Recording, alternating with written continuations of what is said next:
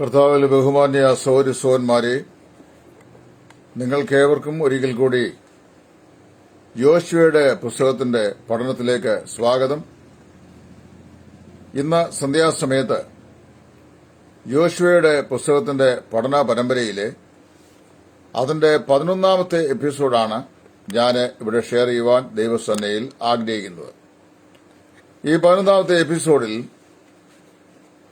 കഴിഞ്ഞ ആഴ്ച വരെ നമ്മൾ പഠിച്ചത് റാഹാബ് എന്ന് പറയുന്ന ഒരു വ്യക്തിയുടെ വിശ്വാസത്തിന്റെ ശ്രേഷ്ഠതയെ സംബന്ധിച്ചായിരുന്നു.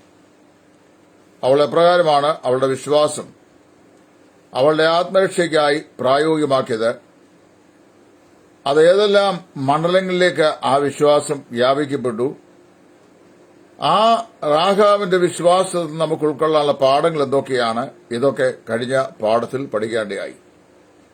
ഇന്ന് നമ്മൾ പഠിക്കാൻ പോകുന്നത് ആ വെളിച്ചത്തിൽ, അത് ആ പശ്ചാത്തലത്തിൽ ഇസ്രായേൽ ജനതയുടെ മൊത്തത്തിലുള്ള വിശ്വാസത്തെ സംബന്ധിച്ചാണ്. യോശുവയുടെ പുസ്തകം നമ്മൾ മനസ്സ് തുറന്ന് പഠിക്കുമ്പോൾ ഒരു ജനതയുടെ വിശ്വാസത്തിന്റെ മുന്നേറ്റമാണ് നമുക്ക് കാണുവാൻ സാധിക്കുന്നത്. ഫോർവേഡ് ബൈ ഫെയ്ത്ത്, വിശ്വാസത്താൽ മുന്നേറുക. ക്രിസ്തീയ ജീവിതം എല്ലായ്പ്പോഴും വിശ്വാസത്തിന്റെ പരീക്ഷണശാലയാണ്. ഈ പരീക്ഷണശാലയിൽ ഒരുപാട് ടെക്സ്റ്റുകളുണ്ട്, ജയാപജയങ്ങളുണ്ട്. ഒരു പരീക്ഷണശാലയിൽ ഒരു വിഷയത്തെ, ഒരു സിദ്ധാന്തത്തെ ആവിഷ്കരിക്കാൻ കഴിയുമെങ്കിൽ അനേക പരീക്ഷണ നിരീക്ഷണങ്ങൾ കൂടി മാത്രമേ അത് സാധിക്കൂ. അതുകൊണ്ട് ഞാൻ മുമ്പ് ഓർപ്പിച്ചുള്ളതുപോലെ സർ തോമസ് ആൽവ എഡിസൺ പറഞ്ഞ പോലെ, education should not be constituted a failure. വിദ്യാഭ്യാസത്തെ പരാജയം എന്ന് പറഞ്ഞുകൂടാ. അദ്ദേഹം ഒരു ടെസ്റ്റ്, അതായത് ഇലക്ട്രിക് ബൾബ് കത്തിക്കുന്ന ടെക്നോളജി കണ്ടുപിടിക്കാൻ 3000 പ്രാവശ്യം പരീക്ഷണത്തിലേർപ്പെട്ടു. 2999 പ്രാവശ്യവും ആ പരീക്ഷണം വിജയിച്ചില്ല. ഒടുവിലത്തെ സമയത്താണ് ആ പരീക്ഷണം വിജയിച്ചത്. അപ്പൊ അദ്ദേഹം അതിനെ പ്രതികരിച്ചതെന്നറിയാമോ? 2999 വിവിധ മാർഗങ്ങൾ കൂടെ ഈ ബൾബ് എങ്ങനെ കത്തുകയില്ല എന്ന് ഞാൻ കണ്ടുപിടിച്ചു. അറ്റ് ലാസ്റ്റ് ഇതെങ്ങനെ കത്തുമെന്നും ഞാൻ കണ്ടുപിടിച്ചു. പരീക്ഷണ മൂശയിലെ പരീക്ഷക വസ്തുവായി വിശ്വാസി മാറ്റപ്പെടുന്ന രംഗമാണ് ക്രിസ്തീയ ജീവിതം. ഇവിടെ 2000-3000 വർഷം മുമ്പ് ദൈവം എങ്ങനെ ഇസ്രായേൽ ജനത്തിന്റെ മധ്യയെ പ്രവർത്തിച്ചോ അങ്ങനെ തന്നെയാണ് ഇന്നും ദൈവം നമ്മുടെ ദൈവജനത്തിന്റെ മധ്യയെ പ്രവർത്തിക്കുന്നത്. ദൈവത്തിന് യാതൊരു മാറ്റവും ഉണ്ടാവുന്നില്ല. അവിടുന്ന് എങ്ങനെ പ്രവർത്തിച്ചോ അങ്ങനെ തന്നെ ഇന്നും പ്രവർത്തിച്ചുകൊണ്ടിരിക്കുകയാണ്. അപ്പൊ ഈ യോശുവയുടെ പുസ്തകത്തില് നമ്മൾ വായിക്കുന്ന അതിപ്രധാനമായ വിഷയം എന്ന് പറയുന്നത്,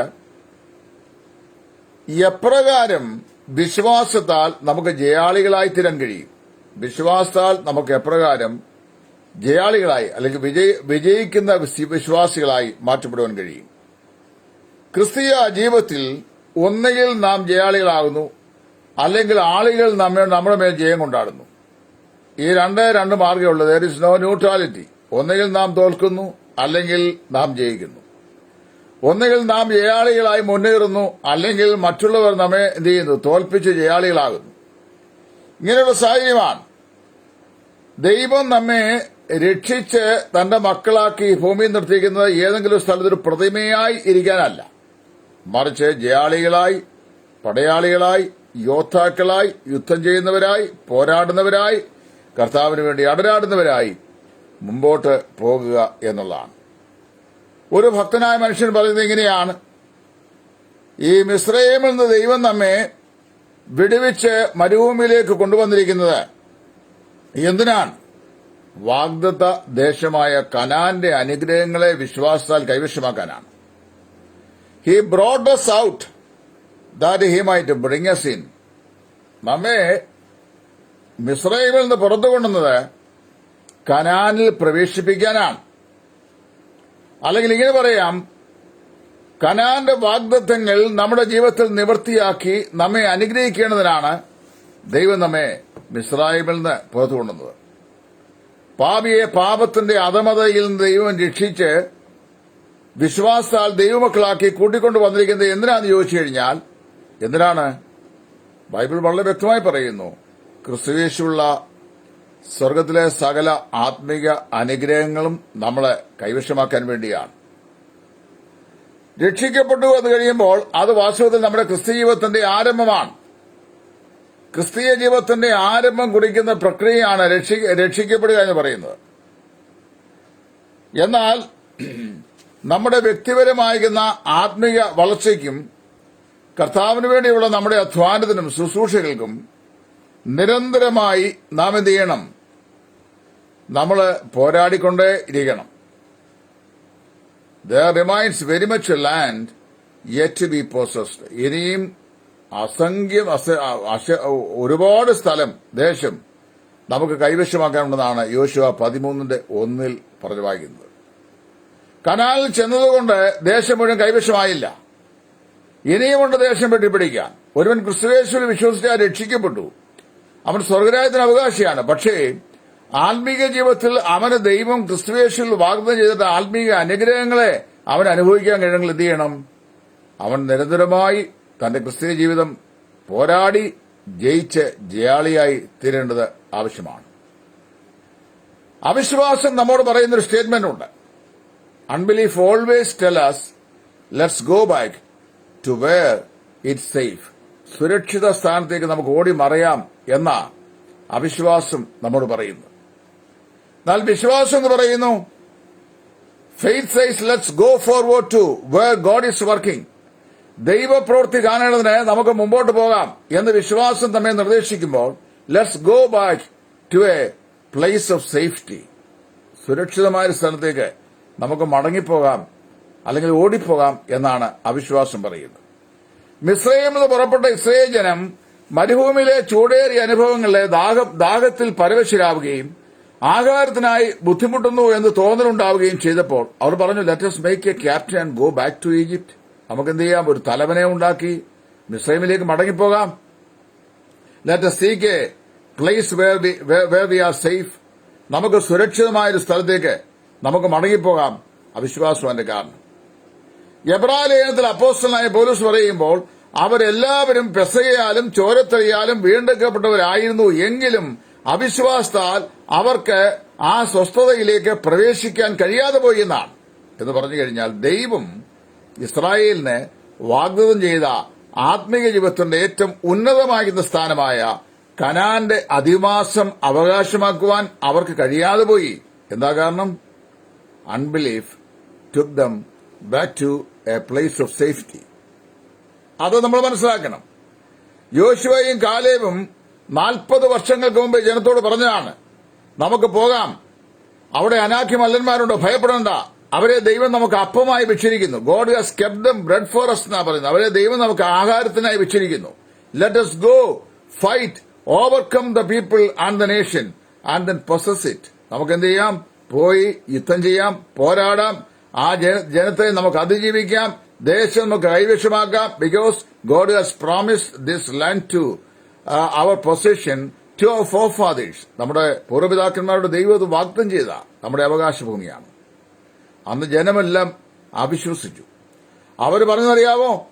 അവർ പറഞ്ഞത് ഞങ്ങൾക്ക് പറ്റുകയില്ല, അവർ നമ്മളെ തിന്നുകളയും എന്നാ പറഞ്ഞ 10 ഗോത്രക്കാരുടെ നേതൃനിര എന്ന് പറഞ്ഞ വാക്കിൽ അവർ വിശ്വസിച്ചു.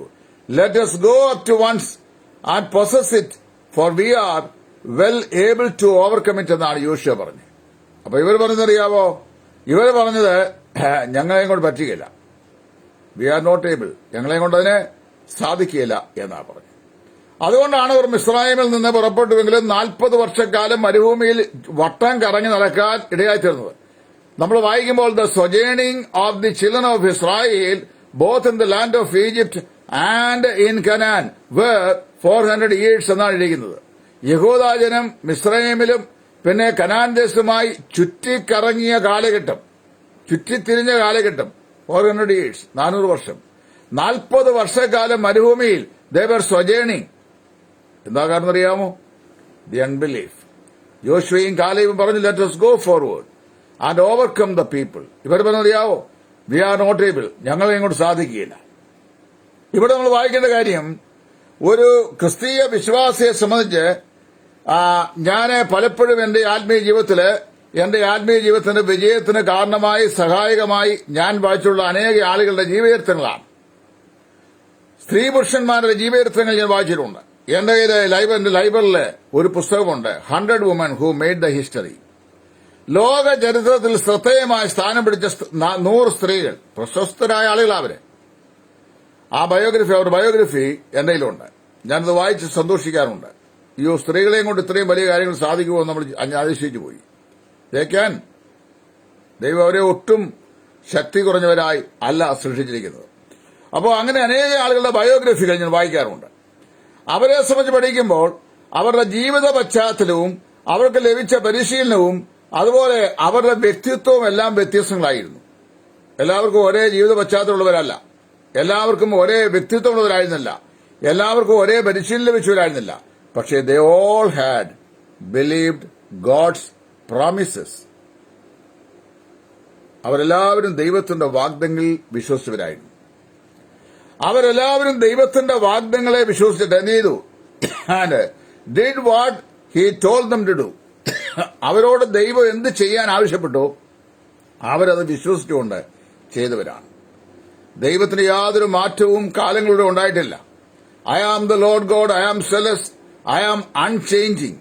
ഞാൻ തീക്ഷ്ണതയുള്ള മഹാദൈവം, ഞാൻ മാറ്റമില്ലാത്തവൻ. ദൈവം പറയുകയാണ്. എബ്രായലേഖനം 13-ാം അധ്യായത്തിന്റെ 8-ാം വാക്യത്തിൽ പൗലോസ് പറയുന്നു, Jesus Christ the same yesterday today and forever. യേശു ക്രിസ്തു ഇന്നലെയും ഇന്നും എന്നേക്കും അനന്യൻ തന്നെ. God is not changed.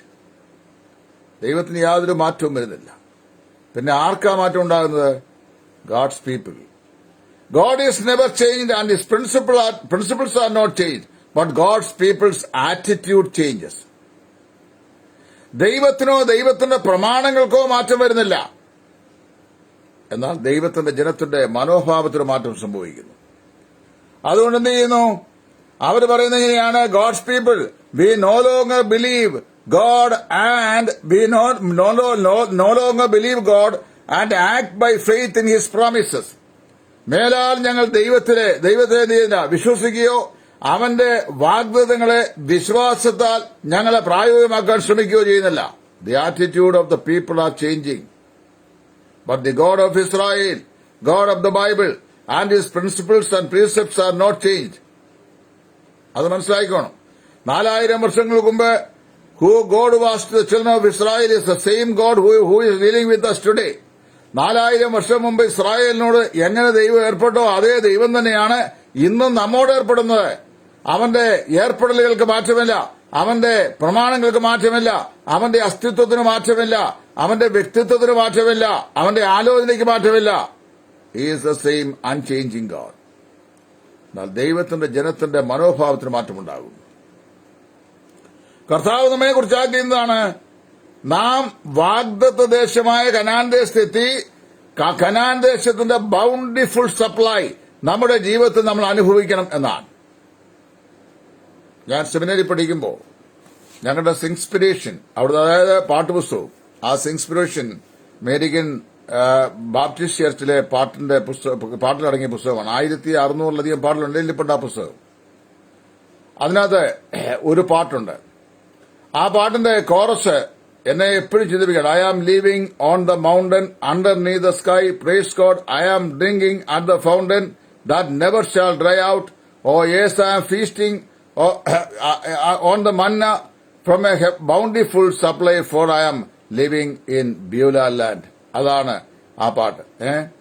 I am living on the mountain underneath the cloudless sky, praise God, I am drinking at the fountain that never shall dry up.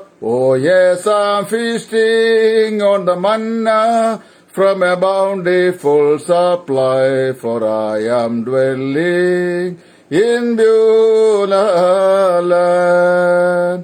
മനോഹരമായ പാട്ടാ. ഞാൻ പാട്ടുകാരനല്ല, കൊണ്ട് എനിക്കത് മെലോഡിയസ് ആയിട്ട് പാടാൻ അറിയാൻ വയ്യ. But still I remember the song which I learned 40 years ago. അവിടുന്ന് അവർ പറയുന്നത്, ദൈവത്തിന്റെ സകലവിധമായ സംരക്ഷണവും അനുഗ്രഹങ്ങളും അനുഭവിച്ചുകൊണ്ട് ആ മനോഹര ദേശത്ത് അവർ പാർത്തു വന്നു എന്നാണ് പിന്നീട് അതേക്കുറിച്ച് പറയുന്നത്. ആ മനോഹര ദേശം വിശ്വാസത്താൽ കൈവശമാക്കണമെന്നാണ് യോശുവയും കാലേബും അവരോട് പറയുന്നത്.